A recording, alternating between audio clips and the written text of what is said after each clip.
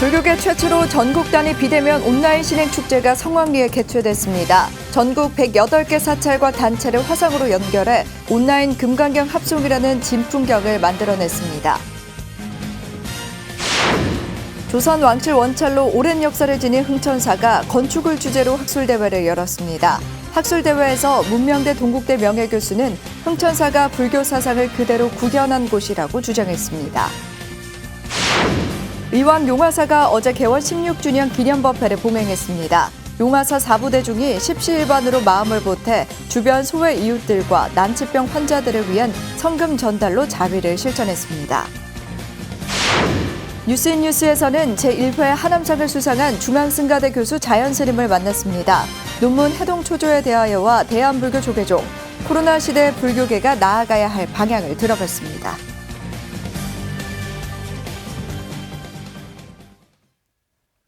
편안한 주말 보내셨습니까? 12월 14일 월요일 BTN 뉴스 시작합니다. 불교계 최초로 전국 단위 비대면 온라인 신행 축제가 성황리에 개최됐습니다. 사단법인 날마다 좋은 날과 BTN 불교TV가 공동 주관한 2020 서울 붓다 페스티벌인데요. 전국 108개 사찰과 단체를 화상으로 연결해 진행된 축제는 온라인 금강경 합송이라는 진풍경을 만들어냈습니다. 윤호섭 기자가 축제 현장을 취재했습니다.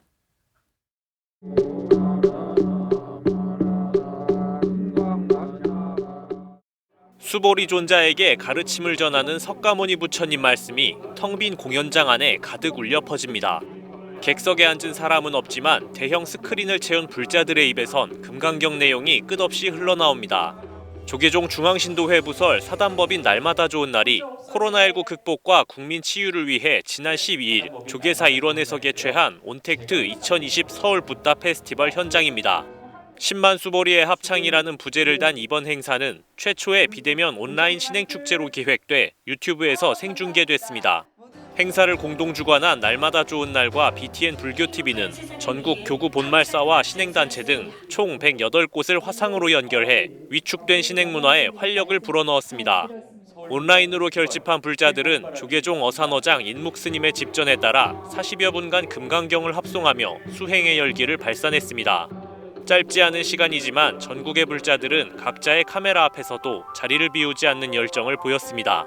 또한 코로나19로 계속되는 국난을 극복하기 위해 마음을 모으고 위기를 헤쳐나가겠다는 서원을 세웠습니다. 지혜와 자비의 길로 함께 나아가기를 발언하며 정진해 나가겠습니다. 저희들은 간절한 소원을 받아주소서. 나무 석가모니불, 나무 석가모니불, 나무 시아부사. 전국을 아우르는 비대면 신행축제인 만큼 수많은 불교계 단체장들의 축하 메시지도 잇따랐습니다. 이기흥 날마다 좋은 날 명예회장을 비롯해 이원호 국회 정각회장, 손창동 공무원 불자연합회장 등은 영상으로 축전을 보냈습니다. 이어 각 교구 신도회장들이 코로나19 확산으로 인한 어려움을 함께 극복해 나가자고 뜻을 모았습니다. 전국 불자의 염원이 비대면으로 모인 자리에서 조계종 총무원장 원행스님은 금강경의 구절을 인용해 불자들의 자리 이타 실천을 독려했습니다. 응무소주 이생기심 응당 머무른 바 없이 마음을 내라는 부처님의 말씀처럼 나눔을 통해 자리 이타를 함께 실천하길 발언합니다. 불자님들의 간절한 염원은 인드라망의 세상 속에 널리 확산되어 희망찬 불국토를 만드는 데 크게 기여할 것입니다. 축제는 굳건한 정진과 국난 극복 기원에 이어 국민의 지친 심신을 위로하는 문화 공연이 펼쳐졌습니다. 봉은국악 합주단의 흥겨운 민요를 시작으로 골굴사 선무도, 트로트 가수로 큰 인기를 받고 있는 송가인과 김경민의 무대 등 다채로운 공연이 이어졌습니다. 조계종 중앙신도회는 앞으로 불교계 신행문화 발전을 위해 온택트 방식에 대한 고찰 등 다각적인 연구의 필요성을 강조했습니다. 앞으로 이 온택트 방법은 기존의 우리 불교의 신행활동과 융합하여 새로운 신행활동 시스템으로 자리매김하실 것이며 특별한 가치와 효율이 만들어질 것이라고 생각합니다. 날마다 좋은 날과 BTN 불교TV가 최초로 기획한 서울 붓다 페스티벌은 코로나19 시대에 대응하는 새 신행문화의 모범으로 평가됩니다. BTN 뉴스 윤호섭입니다. 조선 왕실원찰로 오랜 역사를 지닌 흥천사가 불상과 불화에 이어 건축을 주제로 학술대회를 열었습니다. 학술대회에서 문명대 동국대 명예교수는 흥천사가 불교 사상을 그대로 구현한 곳이라고 주장했습니다. 이은하 기자가 보도합니다. 흥천사가 불상과 불화에 이어 건축을 통해 조선 왕실 사찰로 흥천사의 역사와 의미를 조명했습니다. 지난 토요일 흥천사 전법회관에서 600년 왕실 원찰 서울 흥천사 불교 건축 학술대회가 열렸습니다. 문명대 동국대 명예교수는 흥천사가 태조의 왕비 신덕왕후 능침사원으로 조성된 데 그치지 않고 왕실 원찰이자 조선불교 종찰 기능을 수행한 조선 초기 최고 수사찰이었다며 흥천사 불교 건축 성격에 대해 발표했습니다. 석가모니 부처님의 사상을, 부처님의 성격을 그대로 구현한 그러한 것이 바로 이 흥천사다.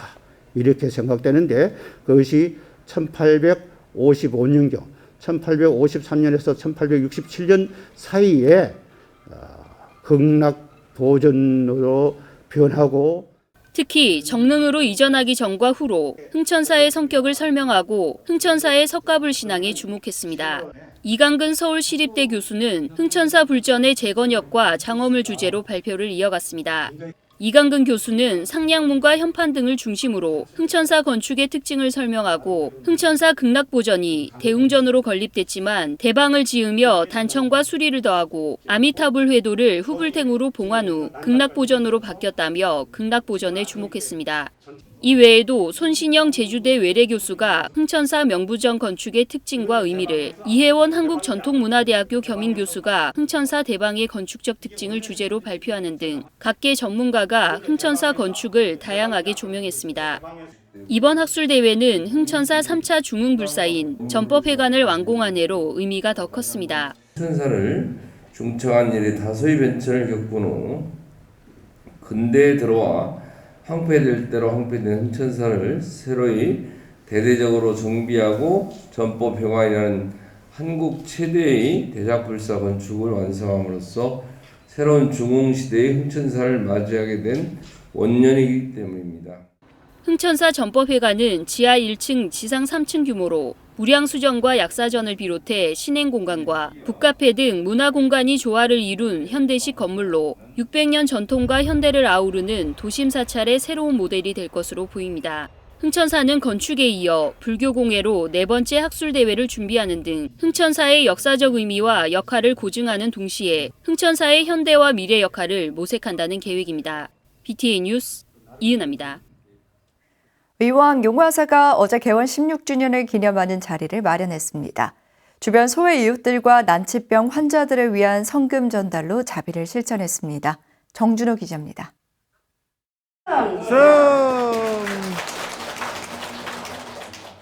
16번째 개원 기념 축하 케이크 커팅식을 한 용화사. 신도 모두 개원을 축하하는 마음은 하나지만 코로나19 방역 수칙과 철저한 거리 두기를 준수하기 위해 법당에는 최소 인원만 모였습니다. 용화사는 안양시와 의왕시 접점에 자리 잡은 도심 포교도량입니다. 2000년 현 화엄사 주지 덕문스님이 용화사 주지를 맡으며 다양한 불사를 통해 지역 포교 거점 도량으로 키웠습니다. 용화사 신도들은 전 주지 덕문스님, 현 주지 연규스님과 8년을 함께하며 성장한 도량에 애정이 남다릅니다. 석가모니 부처님, 개금불사, 대웅전 개금불사, 또 간음전 불사, 또 우리가 휴식처를 즐길 수 있는 요사체, 우리 앞에서 투덜투덜 대도 끌어주셔서 복을 짓게 해준 우리 주지 스님께 불철주야 용화사를 위해서 항상 앞에서 정말 건장하게 끌어주시는 우리 주지 스님께 정말 감사드립니다. 용화사는 매년 개원 법회마다 자비 나눔으로 회향을 하고 있습니다. 난치병 환자들을 위한 치료비 지원뿐 아니라 인근 군부대 장병들과 학생들을 위한 장학금을 지원했습니다. 의왕시와 안양시에 각각 쌀 1,500kg과 성금 350만 원을 전달해 사회 곳곳의 소외 이웃들이 따뜻한 겨울이 되기를 기원했습니다. 그죠. 오늘 여러분들 주인공이고 제가 개개입니다. 늘 말씀드리지만 저는 가면 또 여러분들 늘 여기 호법신앙님처럼 여러분들 여기를 보호하시고 수제하시고 여러분들 늘 이렇게 지키고 계시고 여러분들 여기서 행복을 찾아가고 여러분들 여기서 원성찰 여러분들 모든 것들의 삶이 담겨져 있는 도량이 아마 용화사지 않을까 합니다. 올해는 자비나눔에 안양 연불사도 마음을 냈습니다. 연불사 주지 향림 스님은 용화사의 자비나눔 활동이 이어지는데 신도들의 역할이 중요하다고 강조했습니다. 또 용화사 주스님께서 얼마 전에 저한테 얘기를 하실 때 좋은 의미의 취지를 늘 매년 이렇게 뭐 자비나눔 쌀이라든가 또 학생들에게 어려운 이웃에게 이제 장학금 전달하는 거 이런 거 늘 실행을 하고 계시더라고요. 용화사는 매년 자비나눔을 위해 바자회를 열어 기금을 마련했지만 올해는 코로나19로 열지 못해 걱정이 많았습니다. 주지 연규 스님과 용화사 신도들은 어려운 상황에서 오히려 더 큰 마음을 내며 무주상 보시의 자비 실천에 동참했습니다. BTN 뉴스 정준호입니다.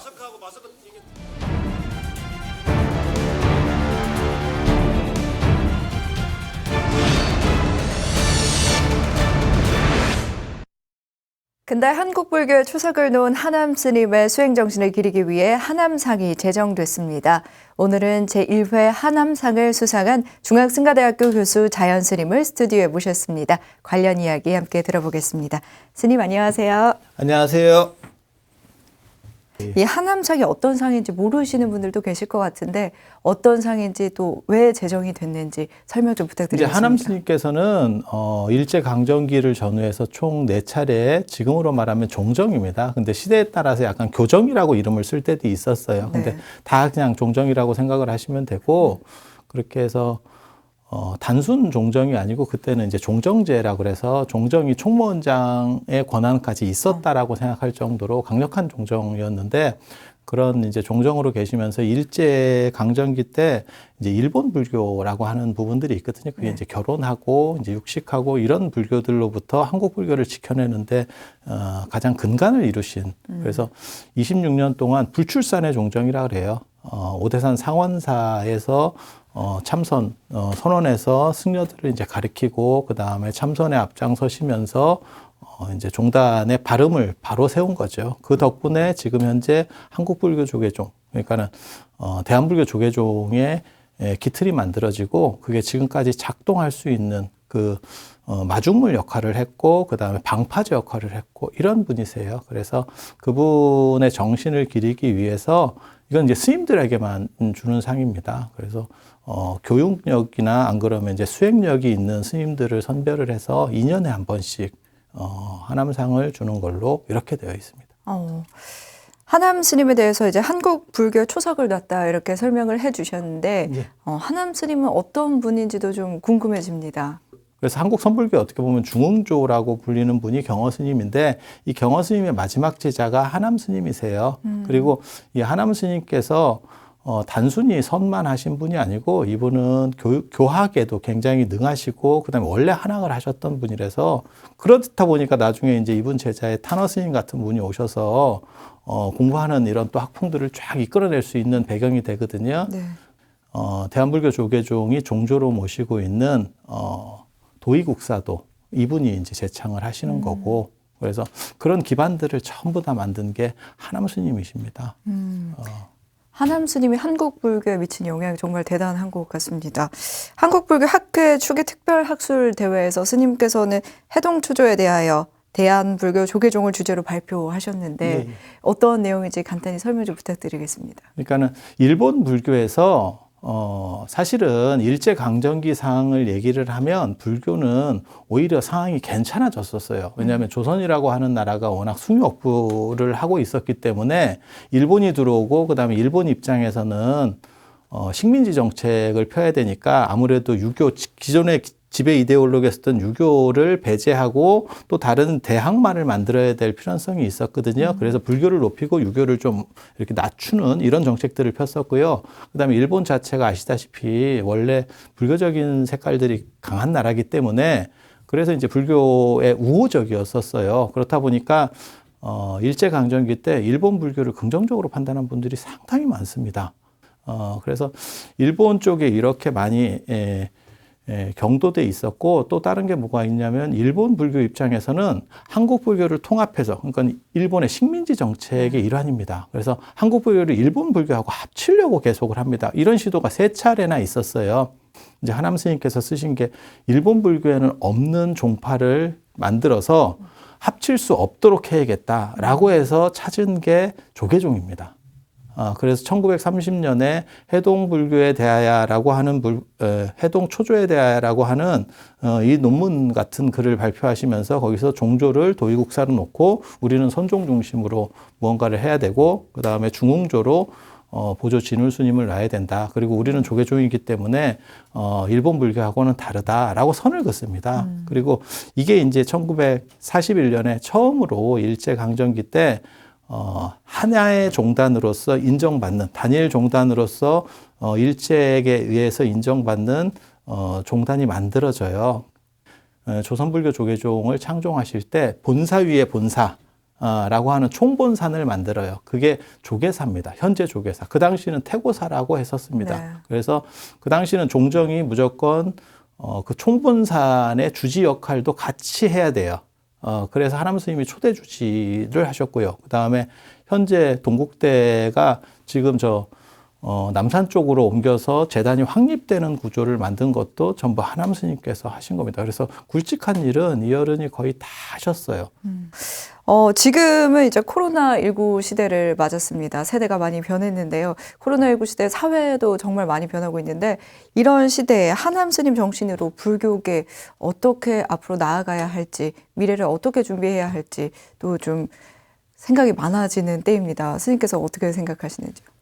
인터넷 의존도, 그 다음에 언택트라고 하는 게 이제 코로나 때문에 더 강조되는 상황이고, 그런 의미에서 사실은 이런 BTN이 해야 될 역할들이 굉장히 더 커졌다고 볼 수 있죠. 그런데 그와 동시에 이제는 가려지는 부분이 별로 없어요. 그래서 스님들의 청정성이라고 하는 부분, 그 다음에 수행력이라고 하는 부분이 예전에는 뭐 거리라든지 이런 것들에 의해서 차단돼 있으니까 잘 모를 수도 있지만, 지금은 이제 절에도 CCTV가 다 있고, 그 다음에 이제 인터넷 법회, 그 다음에 유튜브 실시간 생중계, 뭐 이런 것들을 막 하는 시절이잖아요. 네. 그리고 모든 사람이 카메라하고 동영상을 찍을 수 있는 구조를 가지고 있고, 그 다음에 녹음도 할 수 있는 상황이 됐고, 그래서 하남 스님 같이, 하남 스님은 26년 동안 상원사 선언에서 수행자들을 가르치셨던 분이에요. 그래서 그런 청정성, 맑음이라고 하는 부분, 그 다음에 수행력을 갖추지 못하면 사회가 발전할수록 사실 어떤 얘기를 해도 설득력이 떨어진다고 생각합니다. 그래서 그 사람의 윤리의식, 그 다음에 맑음이라고 하는 부분을 담보해야 된다고 생각하고, 그게 지금 하남 스님이 필요한 부분이 아닌가 싶습니다. 그래서 이런 정신을 어떻게 보면 잘만 적응시킬 수 있고, 그러면 사실 언택트 시대에 더 강력한 불교, 그 다음에 불교가 부흥할 수 있다라는 생각들을 합니다. 저도 요즘 들어서 느끼는 건데, 예전에는 콘텐츠 있는 사람들이 그렇게 큰 그게 아니었었는데, 네. 지금은 이제 콘텐츠 시장이 너무 커진 거예요. 언택트가 되면서. 네. 그래서 콘텐츠 하면 불교에 많이 있습니다. 그래서 1600년, 1700년 전통 속에 있는 문화적인 부분, 그 다음에 인물적인 부분, 그 다음에 스토리, 역사, 설화, 뭐 할 거 없이 이런 많은 부분들을 불교 TV에서 좀 많이 발굴을 하고 널리 알려서 한국 불교가 대응할 수 있게 되는 그런 기반들이 공동으로 잘 만들어졌으면 하는 이런 생각을 가져봅니다. 네. 제1회 하남상 선정 배경으로 한국 불교 교육계와 또 불교 학술계에 귀감이 됐다, 이렇게 설명을 했는데, 스님의 앞으로의 행보도 참 기대가 많이 됩니다. 혹시 계획이 있으신가요? 지금 제가 사실은 박사를 수료해 놓은 게 하나 더 있어서, 네. 그거를 이번 뭐 8월이나 안 그러면 내년 2월 정도에 졸업을 해볼 생각을 하고 있어요. 네. 그래서 그 관련된 것들을 작업을 하고, 그 다음에 전국 교구본사에 이제 큰 스님이라든지 역사라든지 이런 것들을 좀 차곡차곡 정리하는 사업들을 좀 해봤으면 하는 그런 생각들을 가져옵니다. 네. 스님 국내 최대 박사학위 소유자로 알고 있는데, 앞으로 더 많은 활동 기대하도록 하겠습니다. 오늘 말씀 감사합니다. 예. 월요일 7시 BTN 뉴스를 마칩니다. 건강한 하루 보내시기 바랍니다. 함께해 주셔서 고맙습니다.